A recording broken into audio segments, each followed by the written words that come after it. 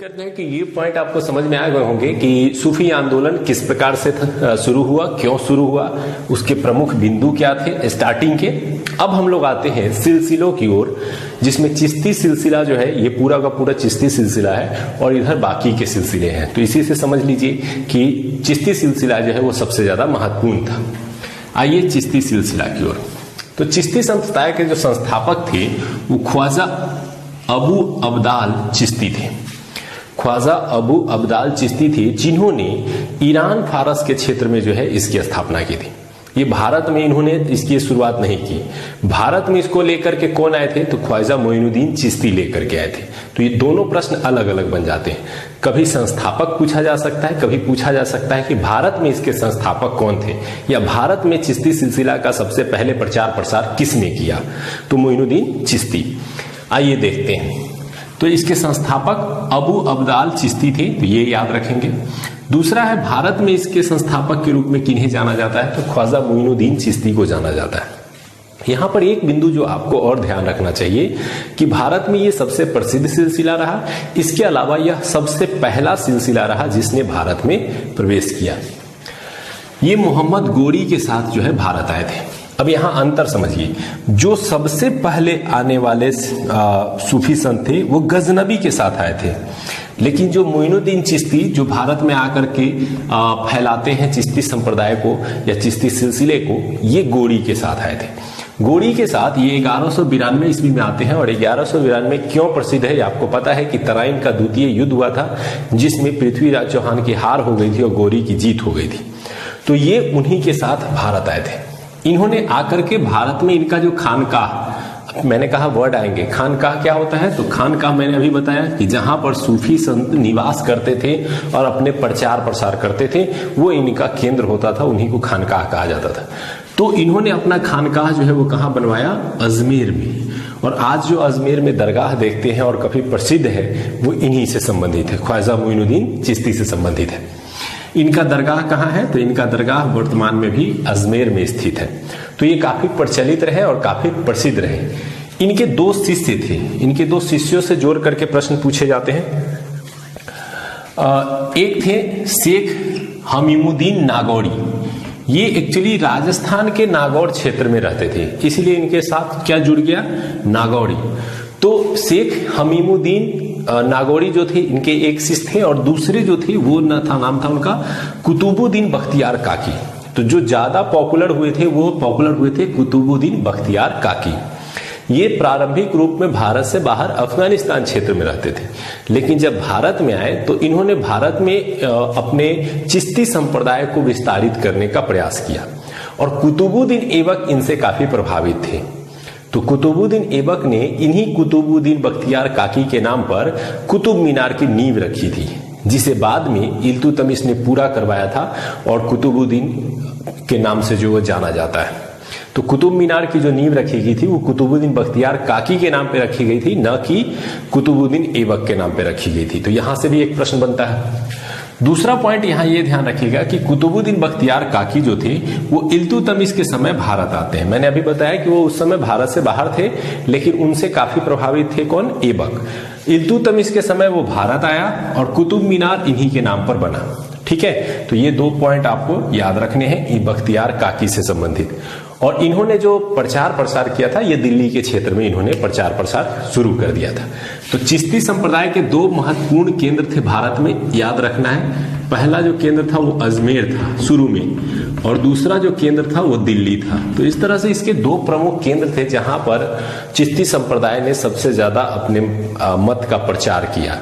इन्होंने अपने प्रचार के संबंध में दो तीन बातों का ध्यान रखा। चिश्ती संप्रदाय की बात करें तो पहला ये था कि ये सुल्तान से दूरी बना के रखते थे।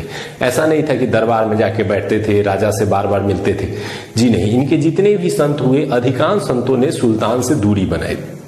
दूसरा, ये पैसों को इकट्ठा नहीं करते थे, लोगों में बांट देते थे, लोगों के प्रति जो है प्रेम भाव ज्यादा रखते थे। जबकि हम ये लोग यही चलेंगे सुहरावर्दी में तो वहां अंतर हो जाएगा। वो राजा से संबंध रखते थे, वो पैसे इकट्ठा करना जानते थे और पैसे खुद जमा करते थे, तो अंतर था।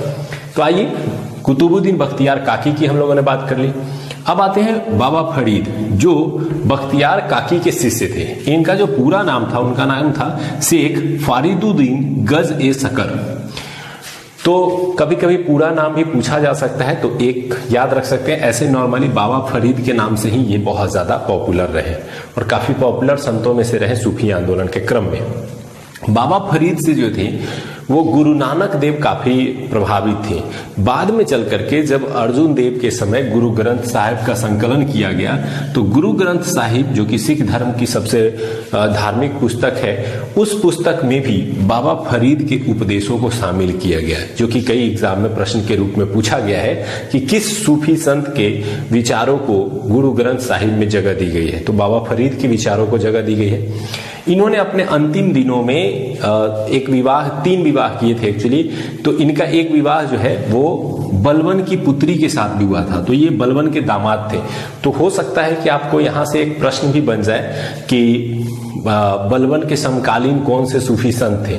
तो बाबा फरीद जो थे वो उनके समकालीन थे और उनके दामाद के रूप में भी जाने जाते हैं। तो यहां से बाबा फरीद से 2-3 पॉइंट आपको याद रखना है। इन्होंने भी दिल्ली के क्षेत्र में ही प्रचार प्रसार किया था। इनके शिष्य थे शेख निजामुद्दीन औलिया, बाबा फरीद के शिष्य।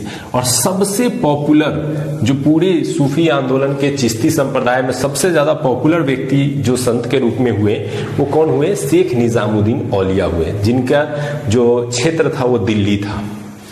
तो चिश्ती सिलसिले के सबसे लोकप्रिय संत के रूप में ये जाने जाते हैं। तो पहला प्रश्न तो यहीं से बन जाता है। दूसरा, इनका खानकाह दिल्ली में था। अब जैसे इनका अजमेर में था, इनका दिल्ली में था, इनका भी दिल्ली में था। गयासुद्दीन तुगलक, अब इनके संबंध में मैं 2-3 बात बता दूं, काफी प्रचलित रहे। इन्होंने लगभग दिल्ली सुल्तान के 7 राजाओं के शासनकाल को देखा, निजामुद्दीन औलिया ने, और राजा से बिल्कुल दूरी बना के रखी। यही कारण है कि गयासुद्दीन तुगलक और इनके बीच जो संबंध थे वो काफी तनावपूर्ण थे। तो गयासुद्दीन तुगलक जो है वो बंगाल विजय की ओर गया था और बंगाल विजय कर करके वापस आ रहा था। तो उसने क्या किया कि निजामुद्दीन औलिया को ये कहा कि तुम दिल्ली से चले जाओ, मतलब एक संदेशा भिजवाया कि आप दिल्ली से निकल जाइए।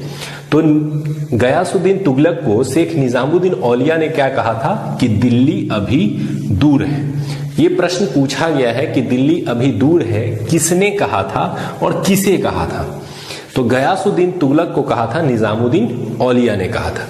तो गयासुद्दीन तुगलक का शासन देखा, फिर उसके बाद जो है मोहम्मद बिन तुगलक, फिर फिरोज शाह तुगलक, और ये जो शासन के दौर चले। उससे पहले गयासुद्दीन तुगलक से पहले था खिलजी वंश का शासन। खिलजी वंश के शासन में 2 प्रमुख शासन, जलालुद्दीन खिलजी और अलाउद्दीन खिलजी, दोनों ही खिलजी शासकों ने कोशिश की कि निजामुद्दीन औलिया से मिले, लेकिन निजामुद्दीन औलिया ने दोनों से मिलने से मना कर दिया। कई बार उन लोगों ने प्रयास किया, उन्होंने मना किया। यहां तक कहा गया कि अगर एक कमरे में 2 दरवाजे हो तो वो एक दरवाजे से अंदर आएंगे तो मैं एक दूसरे दरवाजे से बाहर चला जाऊंगा। मैंने अभी बताया कि ये जो चिश्ती सिलसिले के लोग थे या संत थे, उनका मूल उद्देश्य कहीं न कहीं इस्लाम धर्म में शुद्धता लाने का था और राजतंत्र से वो अपने आप को दूर रखने का प्रयास करते थे। तो इसी कारण से उन्होंने अलाउद्दीन खिलजी या जलालुद्दीन खिलजी से मिलना पसंद नहीं किया। तो ये क्वेश्चन ये भी आता है कि किस सूफी संत ने अलाउद्दीन खिलजी और जलालुद्दीन खिलजी से मिलने से मना कर दिया? तो निजामुद्दीन औलिया। अब निजामुद्दीन औलिया के शिष्य थे शेख नसीरुद्दीन चिराग देहलवी। शेख नसीरुद्दीन चिराग देहलवी, ये औलिया ने इनको अपना उत्तराधिकारी घोषित कर दिया था। ऐसे इन्हीं औलिया के शिष्य थे अमीर खुसरो। अमीर खुसरो आपने पढ़ा है कि कई शासकों के दौरान बलबन से लेकर के जो है वो काफी लंबे तुगलक वंश के शासक तक जो है वो एक लंबे शासनकाल तक दरबारी कवि के रूप में बैठा रहा। तो वो अमीर खुसरो भी किसके शिष्य थे? तो शेख निजामुद्दीन औलिया के थे। शेख नसीरुद्दीन चिराग देहलवी ने औलिया ने इन्हें उत्तराधिकारी घोषित किया और इनका भी खानकाह कहाँ था? तो इन्होंने भी अपना खानकाह दिल्ली में बनाया। तो स्पेशली जो चिश्ती संप्रदाय के अधिकांश थे वो या तो अजमेर में थे या दिल्ली में थे। एक मिलेगा सलीम चिश्ती, जिसने बनाया था अपना जो क्षेत्र है वो फतेहपुर सीकरी में, लेकिन एक दो चिश्ती संप्रदाय के जो संत थे वो दक्षिण भारत में भी गए थे। जब दक्षिण भारत में बहमनी साम्राज्य चल रहा था तो बहमनी शासकों ने उन्हें बुलवाया था कि बहमनी क्षेत्र में भी इस सिलसिले का प्रचार प्रसार किया जाए, तो वो कुछ लोग जो है वहां भी गए थे। तो उनसे प्रश्न बहुत कम आता है। चलिए यहां देखते हैं। इनका खानकाह जो था वो कहाँ था? दिल्ली में था, और ये मोहम्मद बिन तुगलक और फिरोज शाह तुगलक के समकालीन थे। तो औलिया के मृत्यु के बाद जो है वो शेख नसीरुद्दीन चिराग देहलवी जो है सूफी सिलसिले को जो है आगे बढ़ाने का, चिश्ती सिलसिले को आगे बढ़ाने का इन्होंने प्रयास किया। सबसे अंतिम प्रमुख चिश्ती संतों में शेख सलीम चिश्ती का नाम आता है। आपने सुना भी होगा, काफी फेमस भी है। इन्होंने क्या किया कि अपना जो खानकाह क्षेत्र था वो फतेहपुर सीकरी बनाया, जो वर्तमान में आगरा के नजदीक है और यूपी में पड़ता है। तो फतेहपुर सीकरी में जो है इन्होंने अपना खानकाह बनाया और वहीं पर अपने सिलसिले को आगे बढ़ाने का प्रयास किया। काफी चर्चित थे, अकबर के समकालीन थे। यहां से एक प्रश्न आता है कि अकबर के समकालीन सूफी संत कौन थे? कहा जाता है कि अकबर ने सलीम चिश्ती के दरगाह में गए, दरबार में गए, और शेख सलीम चिश्ती के आशीर्वाद से उनको पुत्र की प्राप्ति हुई थी। यही कारण है कि अकबर ने अपने पुत्र का नाम सलीम रखा था, जो बाद में जहांगीर के नाम से प्रचलित हुआ।